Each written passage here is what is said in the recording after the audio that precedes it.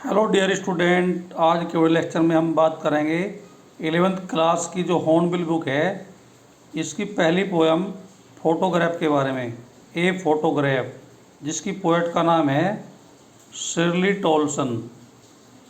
शिर्ली टोल्सन बड़ी इंटरेस्टिंग रहने वाली है आज की वीडियो। आपको वीडियो को शुरू से आखिर तक देखना है। चैनल को लाइक करें, सब्सक्राइब करें और बेल आइकन दबाना न भूलें। वीडियो को शेयर करें। गत्ते पर चिपका चित्र दो चचेरी बहनों बेटी और डोली को दिखाता है, जो कवित्री की माँ के साथ समुद्र के किनारे छिछले पानी में चल रही थी। उनमें से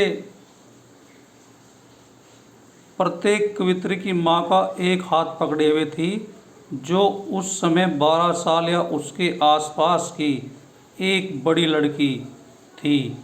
उनके चाचा उनके पास एक कैमरा था। एक चाचा थे, वो कैमरा लिए थे। वे तीनों कैमरे की ओर सीधी खड़ी हुई थी। उन्होंने मुस्कुराने के लिए अपने बालों को एक तरफ हटाया। इस प्रकार तस्वीर 3 मुस्कुराते हुए चेहरों को दर्शाती है। 3 चेहरे हैं, बेटी, डोली और कवित्री की माँ। कवित्री की माँ का मधुर सा चेहरा था। यह उसके पैदा होने से पहले का समय था। उनके पैरों, जिन्हें समुद्र के पानी ने बहुत थोड़े समय के लिए धोया था, का समुद्र के साथ चित्र खींचा गया, जो बहुत ही कम परिवर्तित दिखाई देता है। आई मीन टू से समुद्र नहीं बदला है, समुद्र अब भी वैसा ही है जैसा था। कवित्री इस प्रकार अप्रत्यक्ष रूप से संकेत देती है कि उसकी माँ का चेहरा वर्षों में बदल गया है, लेकिन समुद्र नहीं बदला है। उसकी माँ का चेहरा बदल गया है। कवित्री याद दिलाती है कि उसके 20 या 30 साल के बाद उसकी माँ फोटो पर हंसती होगी। वे बेटी व डोली से पूछती होंगी कि उन्होंने समुद्र के किनारे पर जाने के लिए कैसी वेशभूषा पहनी हुई है। समुद्री किनारे की छुट्टियां उसकी माँ का अतीत बन गई है और उसकी मृत्यु कवित्री के लिए अतीत बन गई थी। कवित्री की माँ को मरे हुए लगभग 20-30 साल हो गए थे। फोटोग्राफ में दी गई स्थिति के बारे में कहने के लिए कुछ भी नहीं है, केवल मौन और शांति है। The poet here is telling that one day the mother of the poet and her 2 cousin sister बेटी और डोली समुद्र के किनारे पर गई और समुद्र के पानी ने उनके पैरों को धो दिया था। उनके साथ एक अंकल थे। अंकल ने उनका फ़ोटो खींचा और मुस्कुराने के लिए उन्होंने अपने चेहरे से अपने बालों को हटाया। अब प्रत्येक इसी पोएम को 3 स्टेंजा में बांटा गया है। अब स्टेंजा वाइज पोएम को देखते हैं। पहले स्टेंजा में पोएट क्या कह रही है। पहला stanza, the cardboard shows me how it was when the two girl cousin went paddling.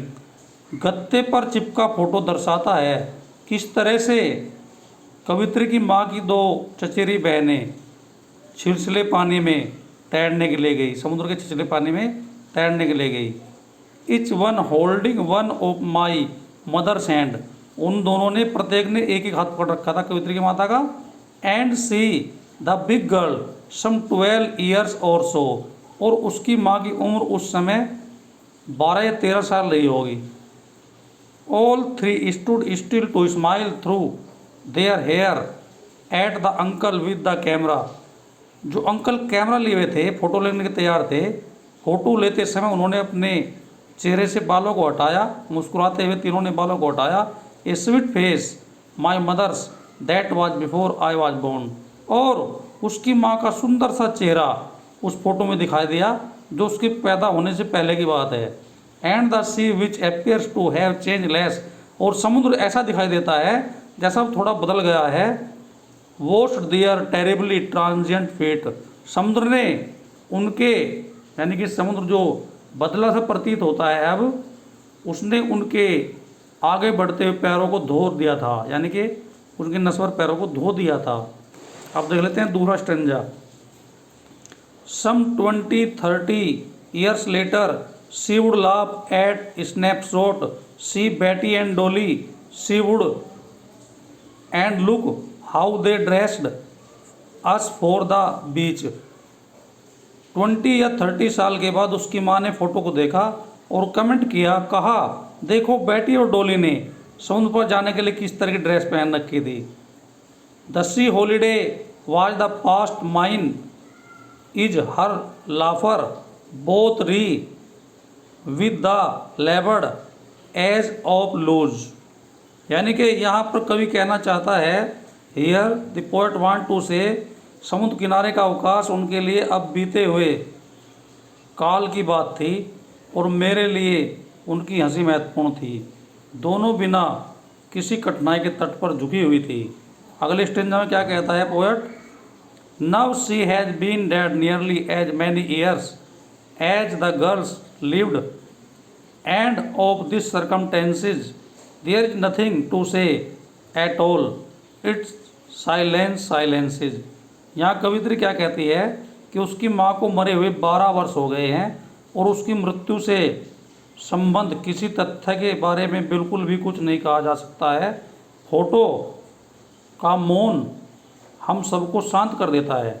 तो माय डियर स्टूडेंट, इस पोयम में कवित्री शिरली टोलसन यहाँ अपनी माँ के बारे में और उसकी 2 चचेरी बहनों के बारे में बताती है, जिनके नाम थे बेटी और डोली, जो गर्मियों की छुट्टी में समुद्र के छिछले पानी में तैरने के लिए गई थी। उनके साथ एक अंकल भी थे जो कैमरा लिए हुए थे।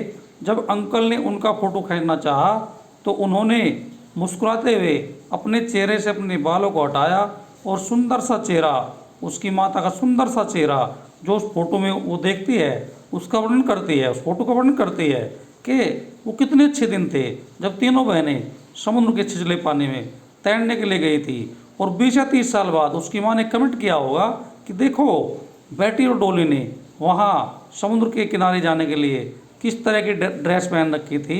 समुद्री किनारे की छुट्टियाँ उसकी माँ का अतीत बन गई और उसकी माँ की मृत्यु कवित्री के लिए अतीत बन गई। आई मीन टू से, यहाँ कवि कहना चाहता है, here the poet want to say, एक पंक्ति में उसने कहा है कि समुद्र अब भी नहीं बदला है। समुद्र बदला सा प्रतीत होता तो है लेकिन बदला नहीं है। यानी कि प्राकृतिक वस्तु नहीं बदलती हैं, लेकिन मनुष्य का जीवन जो है उसमें अनेक परिवर्तन होते हैं। बचपन, जवानी, बुढ़ापा, मृत्यु, यानी कि सब कुछ निश्चित है, सब कुछ समय के अनुसार चलता रहता है। तो बहुत ही सुंदर सी पोएम है, आप देख सकते हैं। ये इसका सारांश है, कविता का सारांश। गत्ते पर चिपका चित्र 2 चचेरी बहनों बेटी और डोली को दिखाता है, जो कवित्री की माँ के साथ समुद्र के किनारे छिछले पानी में चल रही थी। उनमें से प्रत्येक कवित्री की माँ का एक हाथ पकड़े हुए थी, जो उस समय 12 साल या उसके आसपास की एक बड़ी लड़की रही होगी। उनके चाचा के पास एक कैमरा था। वे तीनों कैमरे की ओर सीधी खड़ी हुई थी और उन्होंने मुस्कुराने के लिए अपने बालों को एक ओर हटाया। इस प्रकार तस्वीर 3 मुस्कुराते हुए चेहरों को दर्शाती है। कवित्री की माँ का मधुर सा चेहरा था। यह उसके पैदा होने के पहले की बात है, पहले का समय था। उनके पैरों, जिन्हें समुद्र के पानी ने बहुत थोड़े समय के लिए धोया था, का समुद्र के साथ चित्र खींचा गया, जो बहुत ही कम परिवर्तित दिखाई देता है। कवित्री इस प्रकार अप्रत्यक्ष रूप से संकेत देती है कि उसकी माँ का चेहरा वर्षों में बदल गया है, यानी समय के साथ बदल ही जाता है।